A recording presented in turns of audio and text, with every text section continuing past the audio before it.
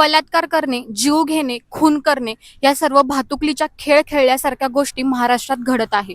गेल्या काही दिवसांपूर्वीच नसरापूर या ठिकाणी एका वयोवृद्ध व्यक्तीने क्रूर त्या नराधमाने 3 वर्षाची चिमुरडी तिच्यावरती बलात्कार केला आणि तिचा जीव घेतला. ही घटना तिथपर्यंतच थांबली नाही. अशीच अजून एक घटना जुन्नर तालुक्यातील संतवाडी या ठिकाणी असणाऱ्या वनविभाग क्षेत्रामध्ये घडलेली आहे. आणि ती घटना नेमकी काय घडली, ते घटनास्थळ नेमकी कुठे आहे, या सर्व गोष्टींचा आढावा आज आपण हिंदवी न्यूजच्या माध्यमातून घेणार आहोत.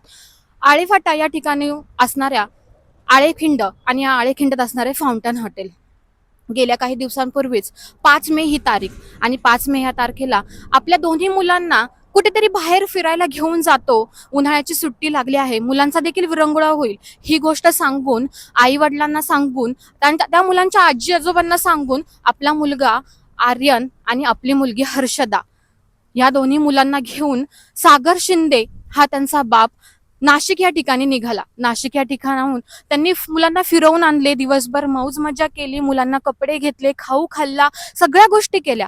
परंतु येणारा काळ आणि येणारी वेळ ही काय आहे हे त्या मुलांना माहीत नव्हतं. नाशिकवरून परतीचा प्रवास घराकडे करत असताना पुन्हा निघाला आणि एसटी मध्ये कंडक्टरला मला आळेखिंड या ठिकाणी असणारं फाउंटन हॉटेल या ठिकाणीच उतरवा, मला पुढे प्रवास करायचा नाहीये, मला इथेच उतरायचंय असं सांगून सागर शिंदे हा आपल्या दोन्ही मुलांना घेऊन बसमधनं खाली उतरला. पुढे आळेखिंड आणि संतवाडी या ठिकाणी असणारं हे वनविभाग क्षेत्र. रात्रीच्या 11च्या नंतरचा हा प्रवास त्यांनी घनदाट जंगलातून दोन्ही मुलांना घेऊन निघाला. मुलांना माहित नव्हतं नक्की काय होणार आहे. आपला बाप आहे, तो बापाच्या जीवावरती प्रत्येक मुलगा हा निष्काळजी असतो. आपला बाप आपल्यासाठी प्रत्येक गोष्ट ही चांगलीच करतो. आपला बाप आपल्याला आज फिरायला घेऊन आलेला आहे, ही एकच गोष्ट त्या मुलांच्या डोक्यांमध्ये घुमत होती. घनदाट जंगलातून ते तिघही प्रवास करत होते, परंतु पुढे जाऊन काय होईल हे त्यांना देखील माहित नव्हते. ही सगळी घटना का घडली, कशामुळे घडली, तर त्याचं कारण सागर शिंदे याचा विवाह 2019 साली प्रेमविवाह झाला. परंतु पत्नीसोबत काही जमत नव्हते. पत्नीसोबत वादविवाद होत होते. सततचे वादविवाद, सततची कटकट, ह्या सगळ्या गोष्टी ती पत्नी देखील त्यांना 6 महिन्या अगोदरच सोडून गेली. दोन्ही मुलं सागर शिंदे हा एकटा सांभाळत होता, तेही आपल्या आई वडिलांसोबत. मुलांचं शिक्षण असेल, मुलांचं त्यांना वाढवण्याची जी काही कला होती ती सगळी गोष्ट सागर शिंदे हा एकटी करत होता. परंतु कुठेतरी त्याला ताणतणाव हा सहन होत नव्हता आणि त्याने निर्णय घेतला दोन्ही मुलांचा जीव घ्यायचा. त्या बापाला एकदाही विचार आला नाही की आपण हे करतोय काय. आज आपल्या पोटचा गोळा, ज्याला आपण जन्म दिला, 5 वर्षाचा तो आर्यन, 3 वर्षाची ती हर्षदा, त्याने तर हाताच्या फोड्या एवढं जपलं असेल, परंतु त्याने काय केलं, घनदाट जंगलात घेऊन आला. सगळ्यात पहिल्यांदा 5 वर्षाचा आर्यन त्याच्या तोंडाकडे बघितलं, काय विचार केला, मुलाचा जीव घेतला, तेही गळा दाबून, त्याही त्या चिमुरड्या मुलीसमोर. तिला काही देखील समजत नव्हतं की आपला बाप नेमकी करतोय काय. मुलगा तर मृत पावला असं समजून त्याने आर्यनला फेकून दिलं. तो इथपर्यंतच थांबला नाही. 3 वर्षाची ती चिमुरडी, पप्पा हे काय, पप्पा हे काय असं करत करत तिचा देखील त्याने विचार केला नाही आणि त्या चिमुरडीचा देखील त्याने गळा दाबला. काय विचार, काय डोकं, ही अशी घटना आपल्या महाराष्ट्रात घडावी. छत्रपती शिवाजी महाराजांनी आपलं हे महाराष्ट्र घडवलंय. आपल्या आई बहीण, आपल्याला आपली आई बहीण महत्वाची असते. परस्त्री आपल्याला माते समान आहे. आणि हा तर आपल्या पोटचा गोळा होता ना. त्या बापाला काहीच वाटलं नसेल का.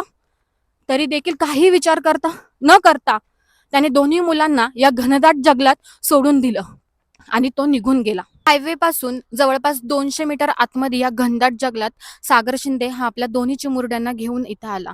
आता आम्ही शूट करत आहोत, ह्या बातमीचा शोध घेत आहोत, परंतु आम्हाला देखील भीती वाटत आहे. आता संध्याकाळचे काहीतरी 5-5:30 वाजले असतील, तरी देखील आम्हाला भीती वाटत आहे. हे घनदाट जंगल आपण बघू शकतो, इथे वन्य प्राणी इथे वावर करत असतील, साप असतील, घोणस असतील. त्या निर्दयी बापाला काही देखील वाटलं नसेल का रात्रीच्या 11 ते 12च्या सुमारास तो आपल्या दोन्ही चिमुरड्यांना इथं घेऊन आला.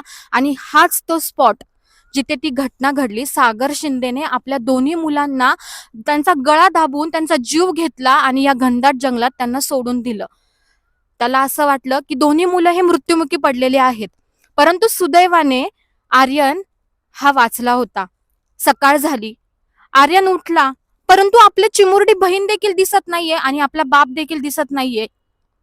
विचारात पडला आणि रस्त्याच्या शोधात तो हायवेला गेला. संतवाडी गावचे ग्रामस्थ काही सकाळी या ठिकाणी मॉर्निंग वॉकला चालले होते. सुदैवाने ते त्याला भेटले आणि काहीतरी घटना वेगळीच घडलेली आहे ही गोष्ट निदर्शनास घेऊन त्यांनी आळेफाटा पोलीस स्टेशनचा संपर्क साधला आणि त्या चिमुरड्या आर्यनला पोलिसांच्या हवाली केलं. त्या घटनास्थळी नेमकी काय घडलं, ग्रामस्थांसोबत असलेले एक दादा आपल्या सोबत आहेत. थोडी घटना काय घडली हे आपण त्यांच्याकडनं जाणून घेऊयात. दादा, काय सांगाल, रात्री तुम्ही पोलिसांसोबत ह्या शोध मोहिमेमध्ये होतात, काय घडलं नेमकी? नमस्कार, मी अजित निमसे.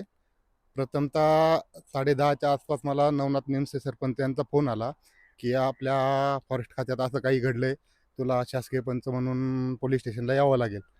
तर मी आळेफाटा पोलीस स्टेशनला शासकीय पंच म्हणून आम्ही अनिकेत आणि मी तिथं गेलो. नंतर इथं पंचनामा करण्यासाठी अनिकेत साहेबांच्या टीमबरोबर आम्ही सर्व इथं आलो. तेव्हा बघितलं की या ठिकाणी एका मुलीचा देह, जो आरोपी आहे त्यांनी सांगितल्याप्रमाणे आपण इथं येऊन बघितलं तर इथं मुलीचा देह इथं पडला होता. त्यानंतर साहेबांनी त्यांच्या पद्धतीने पंचनामा केला. साधारणतः 4:30 ते 5 पहाटेचे 4:30-5 वाजले होते. सर्व ग्रामस्थ वगैरे इथं जमलेले होते. दादांकडनं माहिती घेतली, आपण जाणून घेतलं की तो निकृष्ट बाप तो असेल, की आता मला सुद्धा एवढी तळमळ येते की काय त्या बापाला वाटलं असेल, काय त्याच्यासाठी शब्द वापरावे. पोलिसांनी देखील एवढा शोध घेतला आणि एवढ्या सगळ्या गोष्टी अक्षरशः दादांच्या बोलण्यातून असं करतात. आता देखील त्यांच्या बोलण्यातून आपल्याला त्यांच्या डोळ्यात पाणी आलंय, पण त्या बापाच्या डोळ्यात पाणी आलं नसेल का, हा प्रश्न उभा राहतोय. घटना इथपर्यंतच थांबली नाही. सागर शिंदे हा निघून गेला, आपल्या राहत्या घरी निघून गेला. आई वडिलांनी प्रश्न केला, तू एकटाच कसं काय आलास, मुलं कुठे आहेत? तर त्याने सांगितलं की ह्या सगळ्या गोष्टीला मी वैतागलोय.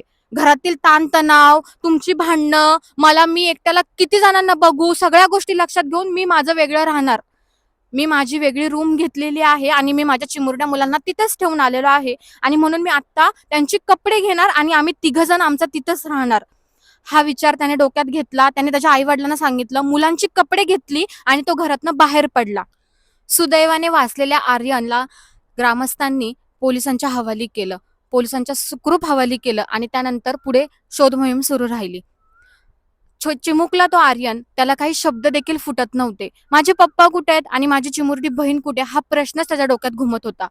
परंतु आळेफाटा पोलीस स्टेशनचे जे काही सर्व काही पोलीस साहेब आहेत, त्यांनी सगळ्यांनी आर्यनला स्वतःच्या मुलाप्रमाणे जवळ घेतलं आणि त्याला विचारपूस सुरुवात केली. विचारपूस करत असताना, आर्यन तू कुठला आहेस, तुझं नाव काय आहे, तुझं गाव कुठलं आहे, तू इथं कसं काय आलास, हे सगळे प्रश्न त्याला विचारले. परंतु या सगळ्या कोणत्याच प्रश्नांची उत्तरे आर्यनकडे नव्हती. 5 वर्षाचा आर्यन काय त्याला उत्तर देता येणार आहे?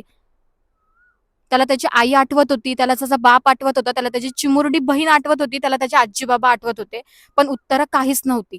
शेवटी विचारपूस करत करत आर्यनने सांगितलं, इथे जवळपास असलेल्या शिरापूर गावामध्ये माझी आत्या राहते. त्याची आत्या म्हणजे शिरापूर गावची पोलीस पाटील.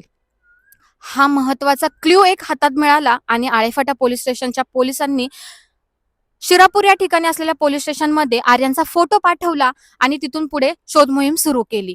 नक्की हा आर्यन कुणाचा नातेवाईक आहे हे शोधण्यास शिरापूरच्या पोलीस स्टेशनने देखील मदत केली. नंतर समजलं की आर्यनची आत्या ही शिरापूर गावची पोलीस पाटील. मग आत्याकडे भेट घेतली, आर्यनला आत्याकडे नेलं, सगळ्या गोष्टी समोर आल्या. परंतु मग चिमुरडी कुठे आहे आणि सागरने हे नक्की काय केलं आहे, तो कुठे आहे, हा प्रश्न देखील पोलीस पाटील म्हणजे ती मृत पावलेली जी हर्षदा होती, तिची सख्खी आत्या, हिच्या देखील डोक्यात आलं. मग तिथून पुढे घरच्यांशी संपर्क केला. राहत्या घरी, पुण्या या ठिकाणी राहत्या घरी पोलिसांनी तिथल्या पोलिसांना देखील या सर्व गोष्टींचा आढावा सांगितला आणि मग सागर शिंदेचा शोध घेण्यास सुरुवात झाली. शोध घेण्यास सुरुवात झाल्यानंतर सागर शिंदे हा एका चहाच्या टपरीवरती आहे असं पोलिसांना गुप्तहेरांकडून कळालं आणि मग पोलिसांनी त्याला पकडलं. एवढंच नाही तर त्याला पकडून आळेफाटा पोलिसांच्या हाती दाखल केलं. तिथून पुढे आळेफाटा पोलीस स्टेशनने त्याची चौकशी सुरुवात केली. मग तो निर्दयी बाप कोणत्याही गोष्टीचा खंत न मनात घेता त्याने डायरेक्टली सांगितलं की हो, मीच माझ्या दोन्ही मुलांना संपवलंय, ह्या घनदाट जंगलात त्यांचा गळा दाबून मीच संपवलंय. पोलिस देखील हे वाक्य ऐकून थक्क झाले. सागर शिंदेकडनं आळेफाटा पोलीस स्टेशनच्या सर्व पोलिसांनी ती माहिती, ती घटना सगळी जाणून घेतली. परंतु आपण आपल्या दोन्ही चिमुरड्यांना मारून टाकले हा भ्रम सागर शिंदेचा तिथेच तुटला. कारण पोलिसांकडनं कळालं की आर्यन हा सुखरूप वाचला आहे. तिथून पुढं आळेफाटा पोलीस स्टेशनची अजूनही देखील शोध मोहीम सुरूच आहे. ही घटना नेमकी का घडली, सागर शिंदेने असं का केलं, त्याला नेमकी कोणती शिक्षा द्यायची, ह्या सगळ्या गोष्टींचा आढावा आळेफाटा पोलीस स्टेशन तसेच प्रशासन करत आहे. आपला हा महाराष्ट्र आणि या महाराष्ट्रात नेमकी घडतंय काय, हे श्रींचं राज्य आहे की वैऱ्याचं राज्य आहे, हा जनतेत प्रश्न उभा राहिला आहे. ह्या नक्की घटना कधी थांबणार हा देखील प्रश्न जनतेपुढे उभा राहिलेला आहे. कॅमेरामॅन ऋषिकेश पवळेसह स्नेह लावडी, हिंदवी न्यूज, आळेफाटा. राजकारण, समाजकारण, शेती उद्योग, गुन्हेगारी यातील नवनवीन घडामोडींसाठी आजच हिंदवी न्यूजला सबस्क्राईब करा आणि बेल आयकॉनवर क्लिक करायला विसरू नका. महाराष्ट्रातील एकमेव निपक्षपाती चॅनल म्हणजे हिंदवी न्यूज, सर्वसामान्यांच्या न्याय हक्कासाठी.